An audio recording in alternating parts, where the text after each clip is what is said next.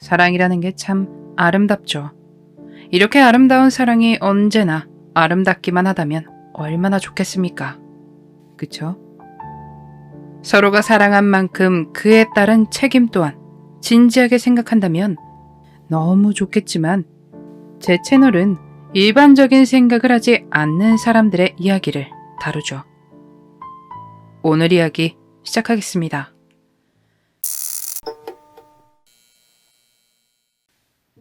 (1997년 4월 30일) 인디애나주 해먼드에 살던 패기 카로더스가 사라졌습니다.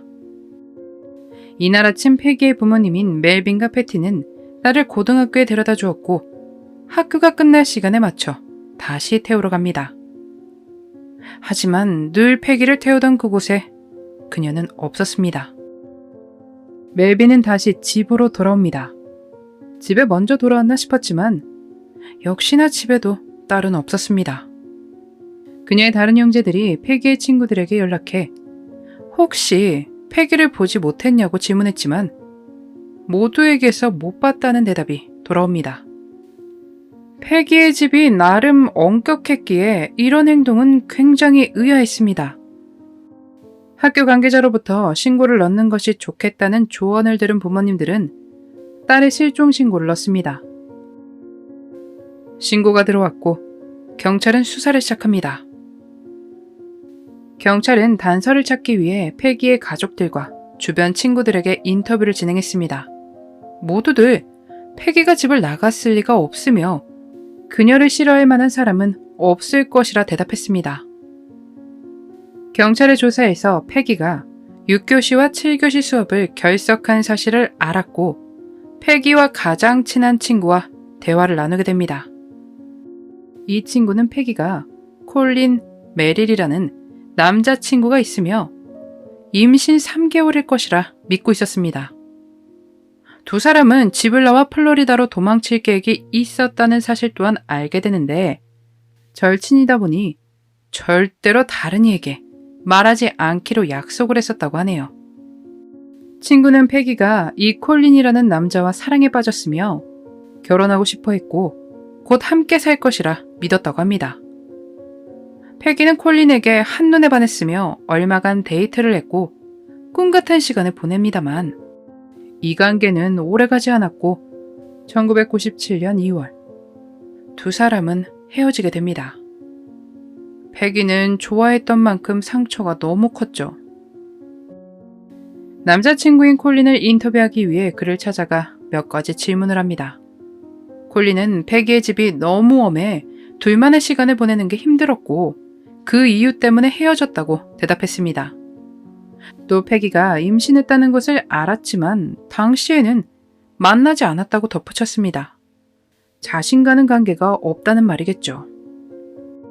조사에서 콜린이 7교시에는 들어갔지만 6교시에는 결석했다는 사실이 밝혀지며 의심을 받게 됩니다. 이전에 종종 두 사람이 6교시에 나가 7교시에 돌아오곤 했었답니다.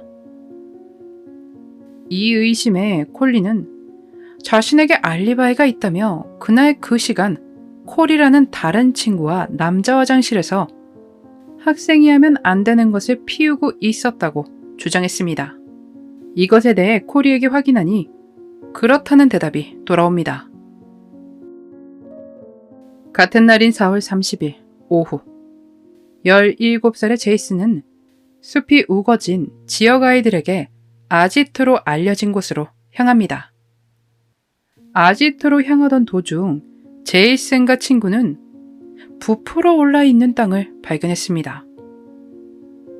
호기심에 그들은 그곳에 다가가 흙을 파내기 시작했고 그 아래에 있는 것을 보곤 겁먹고 달아납니다. 두려웠기에 아무에게도 말하지 못했습니다. 하지만 5월 1일 다시 확인을 했고 그때 경찰에 신고를 합니다. 분홍색과 흰색의 셔츠, 회색 바지와 샌들, 패기가 사라지던 날 입고 있던 의상과 동일했습니다. 주머니엔 패기임을 증명하는 신분증도 들어있었습니다. 우리 모두는 패기가 임신을 했다고 알고 있었죠. 하지만 검사 결과 그녀는 임신을 하지 않았습니다. 패기의 장례식이 치루어진 후 몇몇의 학생들이 경찰서로 연락을 해왔습니다. 그녀의 일에 대해 하고 싶은 말이 있다며 말이죠.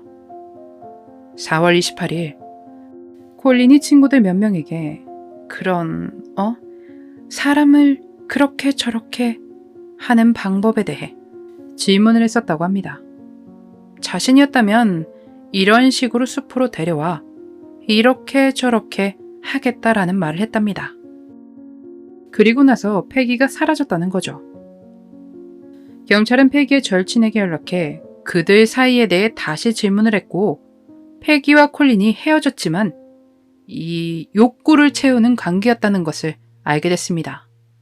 사라지기 전날 자신의 임신 사실을 콜린에게 알렸더니 그가 화를 내더라며 친구에게 털어놨다고 합니다. 그렇다면 대체 알리바이는 뭐였을까요?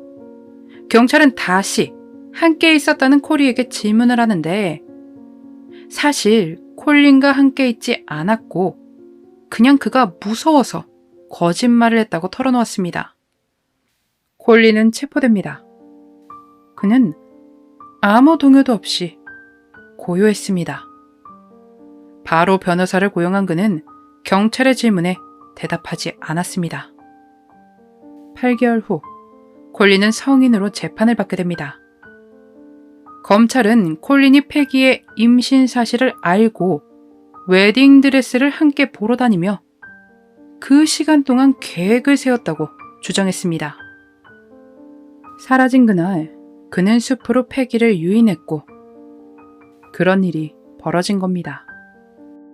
콜린은 당연히 자신은 아니라며 부인했지만 유죄를 받아 55년의 징역형을 선고받았고 2022년에 가석방 신청이 가능합니다. 계획을 세우는 동안 웨딩드레스를 함께 보러 다니며 패기를 달랬을 그 모습을 상상하니 진짜 일반인이 아니구나 싶다는 생각이 들었습니다. 패기가 한 거짓말은 어리석었지만 아마도 이 방법을 쓰면 사랑하는 사람을 잡을 수 있다 라고 생각한 것 같습니다. 하필 생각해냈던 거짓말이 이렇게 무서운 결과를 초래할 것이라 생각지 못했을 것입니다. 사랑이 이렇게 어렵습니다, 여러분. 그렇다고 아무도 안 믿고 사랑하지 않기엔 사랑하는 동안의 그 모든 것들이 너무 달콤하죠.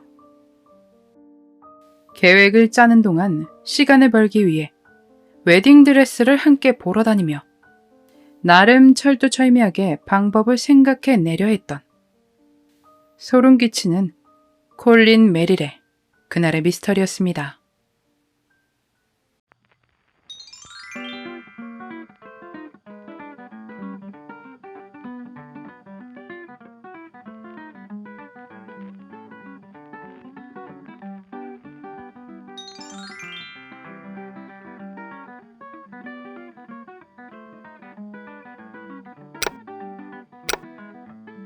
마지막까지 시청해주셔서 감사합니다.